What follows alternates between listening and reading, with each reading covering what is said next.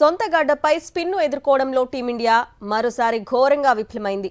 Eden గార్డెన్లో spin pitch కోరుకొని నలుగురు స్పిన్నర్లతో బరిలోకి దిగిన భారత జట్టు చివరకు ప్రత్యర్థి స్పిన్ దెబ్బకే తలవంచింది. ఆదివారం మూడో రోజు ముగిసిన తొలి టెస్టులో దక్షిణాఫ్రికా 30 పరుగుల తేడాతో భారత్పై విజయం సాధించింది. 124 పరుగుల లక్ష్యంతో బరిలోకి దిగిన భారత్ తమ రెండో ఇన్నింగ్స్లో 35 ఓవర్లలో 93 పరుగులకే ఆలౌట్ అయింది. అయితే ఆదివారం మైదానంలోకి వచ్చే సమయానికి భారత్ విజయంపై ధీమాగా ఉంది.